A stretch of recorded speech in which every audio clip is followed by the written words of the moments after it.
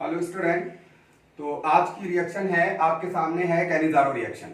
तो पहला नंबर आप कैनिज़ारो रिएक्शन में जब आप स्टडी करते हो, इसका लिटरेचर पढ़ते हो, तो पहली बात बोली जाती है दोज एल्डिहाइड्स, अब उसमें चाहे एलिफेटिक हो चाहे aromatic, devoid of alpha hydrogen in the presence of concentrated base disproportionation take place.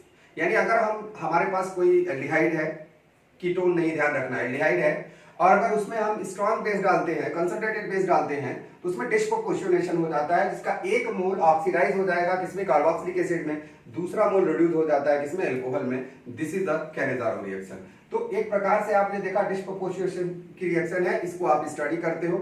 Simple में एक बात ध्यान रखिएगा, आप जैसे जेईई और नीट का एग्जाम देते हो, इसमें एप्लीकेशन ज्यादा नहीं आते, मतलब एक सिंपल सा होता है कि आपके पास जैसे रिएक्शन दी गई है साइंटिस्ट द्वारा, सीधे सीधे वो रिएजेंट पूछ लिए जाते हैं, कोई और इधर उधर करके क्वेश्चंस में नहीं पूछे जाते हैं। तो ये आपके लिए प्लस पॉइंट है ना। नहीं तो बहुत सारे एप्लीकेशन पाए जाते हैं, बहुत सारे मेडिसिन बनाई जाती है, बहुत कुछ स्पीसीज बनाए जाते हैं, वहां तक की क्वेश्चन नॉर्मली नहीं पूछे जाते हैं। सीधे आपसे ये रिएजेंट देंगे, आपको जान पहचान लगेगा कि यार मैं इसको जानता हूं, है ना।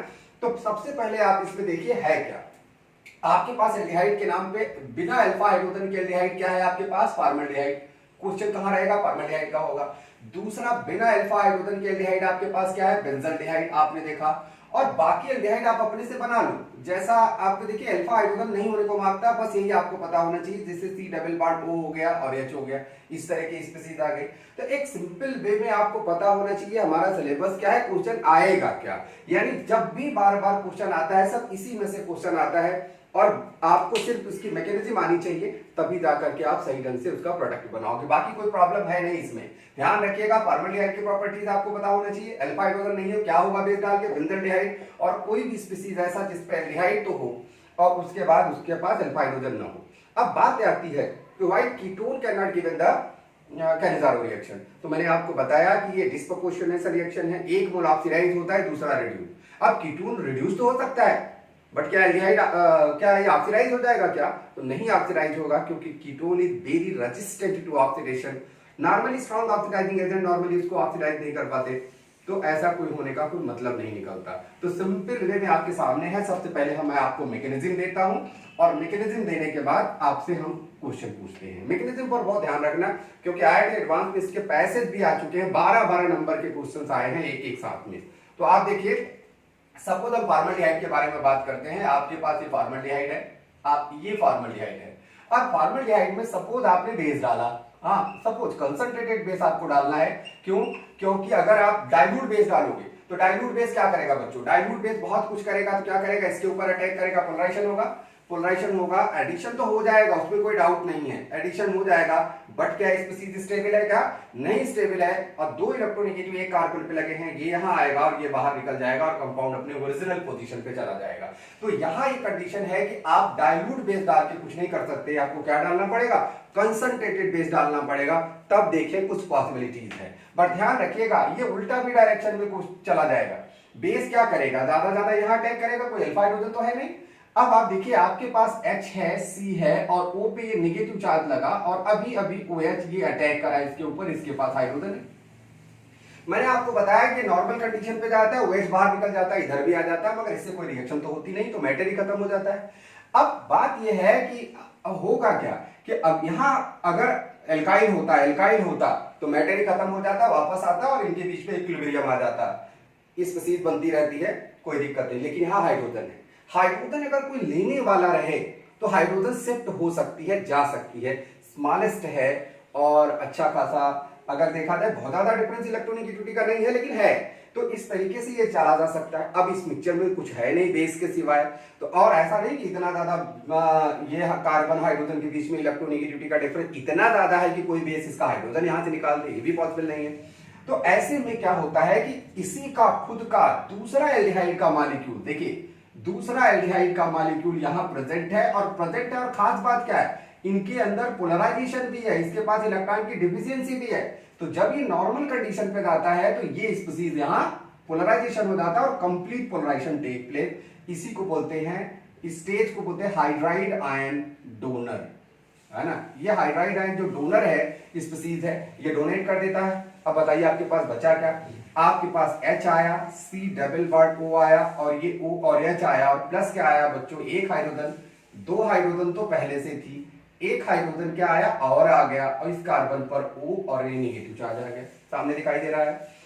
अब एक सिंपल तरीका, आपने बेस क्या लिया था, सोडियम हाइड्रोक्साइड, पोटेशियम हाइड्रोक्साइड, कोई भी तो बेस लिया होगा। ऐसे केस में ये एसिड है। अब देखो यहां सॉल्वेंट से कहीं भी आपको सॉल्वेंट से हाइड्रोजन मिलने की प्रोबेबिलिटी नहीं है, क्योंकि या तो आप ऊपर से बाद में सॉल्वेंट डालो, अलग बात है, ऐसे तो कुछ है ही नहीं है यहाँ। तो दैट इज व्हाई एसिड है और ये बेस है, ये इसको ले लेगा, और लेने के बाद आपके पास जो बच्चों स्पीशीज बनेगी, वो फाइनली जो आपके पास स्पीशीज बनती है वो क्या बनता है, साल्ट बनता है, और ये बन गया CH3 और OH बनेगा।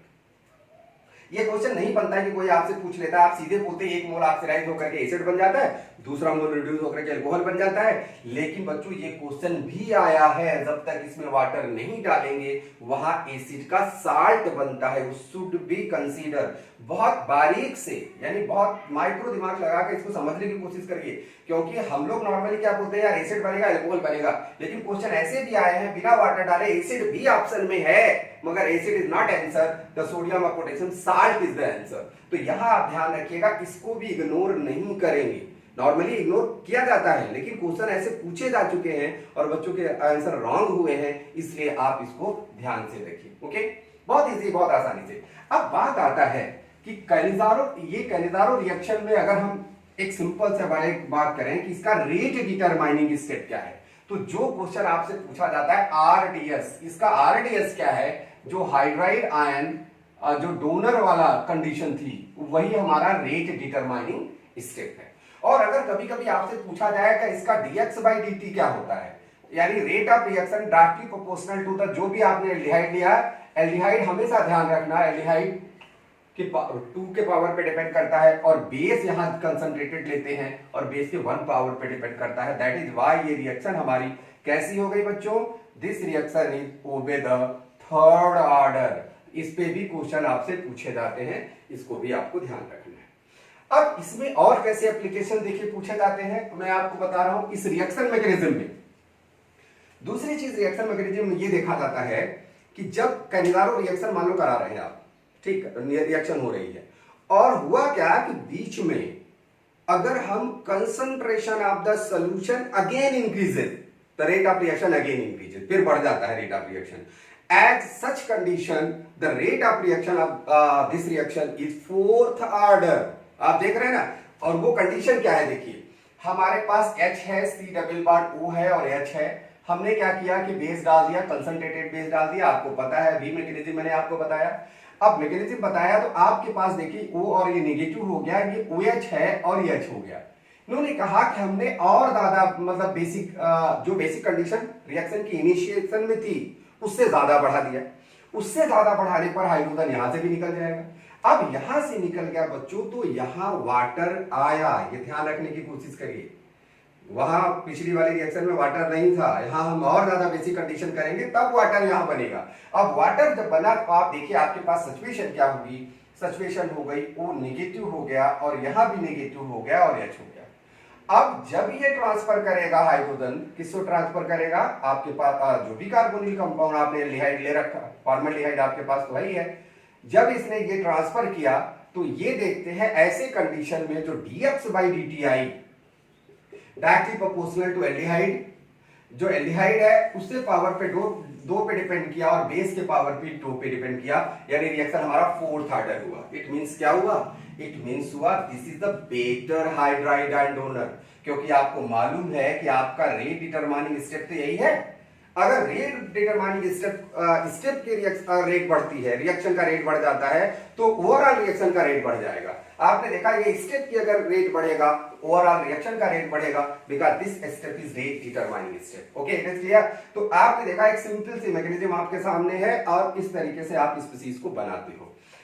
अब मैकेनिज्म ये भी बताती है, ध्यान रखना, ये क्वेश्चन पहले भी आया हुआ, अलग से आया हुआ है कि अगर इसको दे दिया और इसको दे दिया, which is best hydride and donor, so you should be remember here this is the best hydride and donor, यानी डाई एनाइड is best hydride and donor. और अगर आपसे पूछा जाए व्हाई, ऐसा क्यों हुआ, तो आप बहुत आसानी से समझ सकते हो बच्चों, ये नॉर्मल कंडीशन पे आएगा, हाइड्रोजन देगा, और यहां लगा हुआ ऑक्सीजन इसके लिए क्या करता है, -I का काम करता है, इलेक्ट्रॉन को अपनी ओर खींच ले जाता है। अपनी ओर खींचेगा तो हाइड्राइड आसानी से डोनेट नहीं कर पाएगा। लेकिन व्हाट अबाउट दिस, जब ये इधर जाएगा डोनेट करने के लिए तो इस पे लगा हुआ हाइड्रोजन पर नेगेटिव चार्ज लगा, this is behave as a plus I, और प्लस आई बिहेव करेगा बच्चों तो और इनको इलेक्ट्रॉन ये देगा, देखा आपने। तो दैट इज व्हाई ये बेटर हाइड्राइड एंड डोनर होगा। कहीं भी आपको क्वेश्चन आ जाए और अगर क्वेश्चन में ऐसा लिखा रहे कि डाई एनायन और सिंगल एनायन वाला कौन सा species best hydride and donor है, तो आपके पास आंसर होगा डाई एनायन वाला। Okay, it is clear. अब इसकी मैकेनिज्म से कभी कभी ये होता है कुछ स्पीसीज रिएक्शन नहीं देते। जैसे मैं एक सिंपल सा तरीका आपको बताऊं, मान लीजिए आपके पास ये स्पीसीज है, मान लीजिए आपके पास ये बेंजीन है और हमने ये दे दिया एल्डिहाइड, और एल्डिहाइड दे दिया और यहां इतना स्ट्रॉन्ग प्लस एम का ग्रुप लगा दिया, मान लो CH3 लगा दिया, और इसमें जब हम बेस डाल देते हैं तो ये बोलते हैं कि this species not given the Cannizzaro reaction. Why? Because आपको पता है बच्चों बहुत ही स्ट्रॉन्ग प्लस एम है। आप देखिए अगर आप यहाँ स्पीसीज बनाओगे ये यहाँ आएगा और ये आएगा, और इनकी जो रिएक्टिविटी है, यहाँ जो पॉजिटिव चार्ज आता है, पॉजिटिव चार्ज उसको क्या कर देता है, ये फिनिश कर देता है। तो that is why they can't give the Cannizzaro reaction. तो ऐसे में भी आप देख सकते हो कैनिजारो रिएक्शन की possibilities. Okay, it is clear. अब इसमें बच्चों और क्या क्वेश्चन पूछा जाता है, इसमें क्वेश्चन पूछा जाता है इंट्रामॉलिक्यूलर कैनिजारो। कभी कभी देखो क्रॉस कैनिजारो का मतलब क्या है, थोड़ा सा क्रॉस कैनिजारो देख लेते हैं। क्रॉस कैनिजारो देखिए, क्रॉस कैनिजारो जब क्वेश्चन पूछा जाता है तो क्रॉस कैनिजारो में ये देखा जाता है कि कोई भी एल्डिहाइड हो बिना अल्फा हाइड्रोजन के, और उसके बाद रिएक्शन किया जाता है फॉर्मल्डिहाइड से। तो आप सिंपल सा देखिए, इसके एग्जांपल है और कई बार क्वेश्चन आया है, मैं इसलिए बता रहा हूं। जैसे मान लीजिए आपके पास CH3 है और मान लो हमने यहां CH3 लगा दिया, CH3 डबल बॉन्ड O और H लगा दिया। सपोज अगर हमने फॉर्मल्डिहाइड से रिएक्शन किया, मैं आपको बार बार बताता हूं फॉर्मल्डिहाइड इतना अच्छा न्यूक्लियोफाइल रिसीवर है कि उससे बढ़िया कोई एल्डिहाइड नहीं रिसीवर है। अगर आप इसमें बेस डालोगे तो क्या बनेगा बच्चों, एनायन बनेगा, और एनायन बनकर के ये इसके ऊपर अटैक कर सकता है, क्योंकि आपको पता है कितना बड़ा एनायन हो, बट यहां तो कोई स्टेरिक हिंड्रेंस नहीं है, जीरो स्टेरिक हिंड्रेंस। आपने देखा न तो प्लस आई रिएक्टिविटी को कम करने वाला है और न तो स्टेरिक हिंड्रेंस से हमारा न्यूक्लियोफाइल इसके पास जाने से रोका जाएगा। बात समझते हैं ना? तो बहुत आसानी से ये पहुंचेगा। देखो बच्चों आपके पास क्या बना, यहां आपके पास बना CH3, ये CH3 है ही है। आप देखो सिंपल सा, अब हुआ क्या, यहां ये जब इसके ऊपर अटैक किया तो यहां अगर हम एल्डिहाइड लगा दे कोई प्रॉब्लम नहीं है, यहां CHO करके एल्डिहाइड लगा, मगर यहां क्या आया, यहां CH2 करके OH आ गया।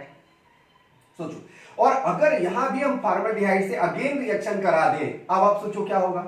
अब क्या इस कार्बन के पास अल्फा हाइड्रोजन है, इस कंपाउंड के पास, खत्म हो गया। नहीं होगा तो क्या हो जाएगा बच्चों, कैनिजारो रिएक्शन होगा। कैनिजारो रिएक्शन में अब क्या होगा, एक मोल एल्डिहाइड, एक मोल ऑक्सीडाइज होगा, दूसरा रिड्यूस होगा। लेकिन you should be remember here कि अगर one of the aldehyde is formaldehyde always oxidise, ये ध्यान रखना। क्यों? ऑक्सीडेशन किसका हुआ था, जिसके ऊपर हमारा बेस सबसे पहले अटैक करेगा। तो बेस किसके ऊपर अटैक करता है, फॉर्मल्डिहाइड से बढ़िया कोई एल्डिहाइड होता नहीं जिसके ऊपर बेस पहले अटैक करे। तो आपके पास बच्चों इस रिएक्शन का प्रोडक्ट क्या बनेगा, देखिए CH3 हो गया, और आपने देखा ये CH2OH था ही, और यहां भी क्या आएगा, CH2OH आ जाएगा, और प्लस क्या है, फॉर्मेट का स्पीसीज बन जाएगा। देखा आपने, सोडियम फॉर्मेट बन गया, ये स्पीसीज बन गया, बना ना सीधे सीधे। तो आपने देखा इस तरीके से इसमें एक बार कैनिजारो हुआ और एक बार क्या हुआ, एल्डोल हुआ। Okay, it is clear. तो इस समय बहुत आसानी से आप इस बात को समझ सकते हो। यहां भी और आएगा क्वेश्चन, देखिए दूसरा एग्जांपल इसमें मैं आपको बता रहा हूं। सेकंड एग्जांपल क्या होगा, सेकंड एग्जांपल सपोज अगर हम आपसे कहें इसके पास 2 अल्फा हाइड्रोजन है, ध्यान से देखिए इसमें 2 अल्फा हाइड्रोजन है, और यहां हमने फॉर्मल्डिहाइड से रिएक्शन करा दिया और बेस डाल दिया। अब क्या होगा बच्चों, अब एक बार रिएक्शन होगा, 2 बार रिएक्शन होगा।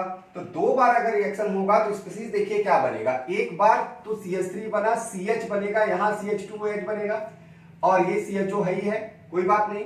दोबारा फॉर्मल्डिहाइड से अगर इसमें रिएक्शन हो जाएगी तो फिर क्या होगा, फिर यहां एनायन बनेगा, फिर यहां एनायन बनेगा, तो फिर ये स्पीसीज किस में आएगा, CH2 और OH में आएगा, और CH2 और OH में आएगा, फिर क्या बनेगा, CHO आ गया।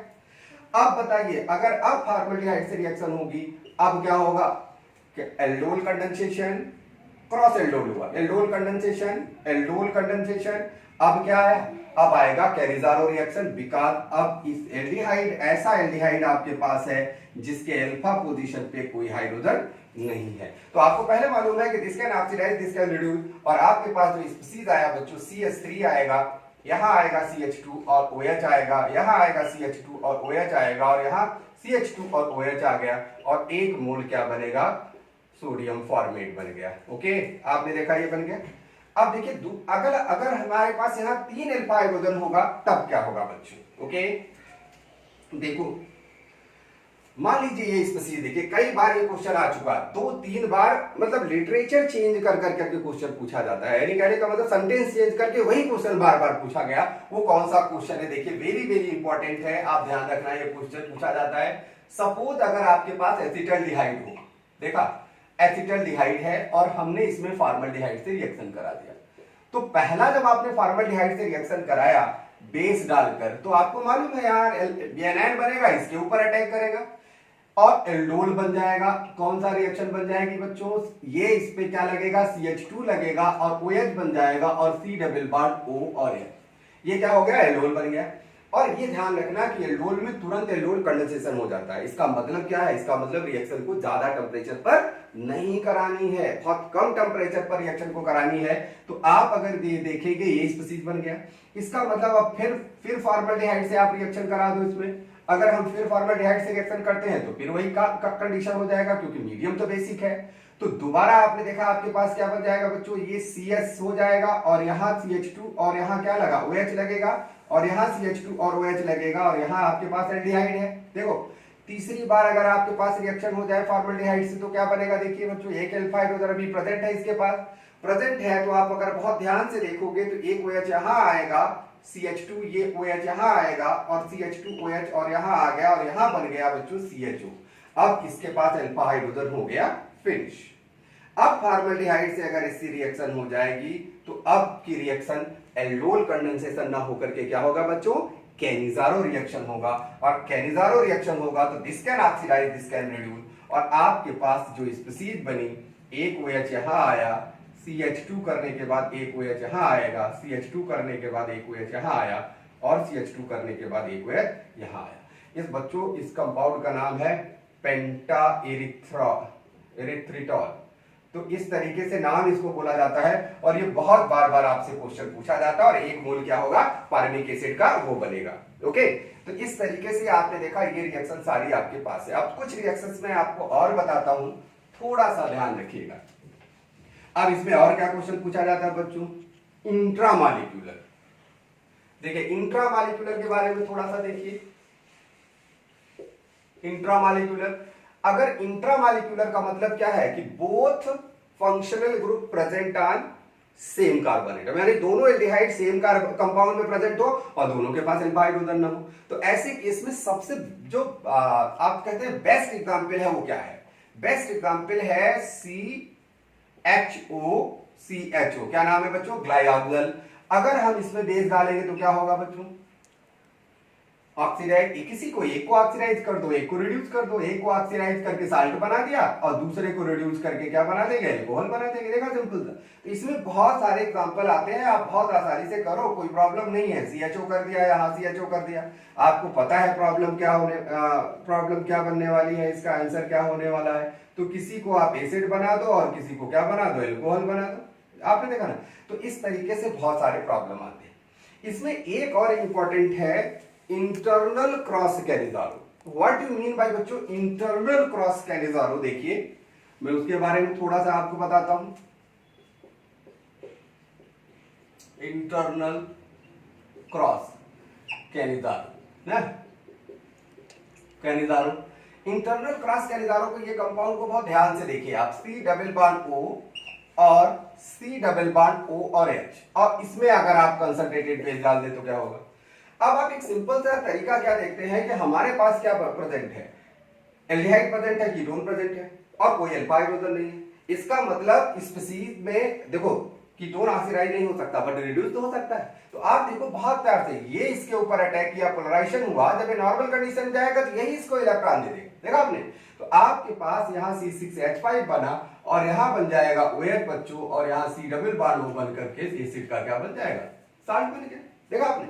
तो बहुत आसानी से आप किसी इंटरनल क्रॉस कैनिजारो को करा सकते हो। ऐसे बहुत सारे आपसे क्वेश्चन पूछे जाते हैं जिसमें बहुत आसानी से आप इस क्वेश्चन को कर सकते हैं। हमने सिंपल से ये बात बताई, आपको सिर्फ इसका बहुत आसानी से एप्लीकेशन देखना है। जैसे क्वेश्चन आते हैं उसको ट्राई करोगे, बहुत आसानी से कर सकते हो। ओके।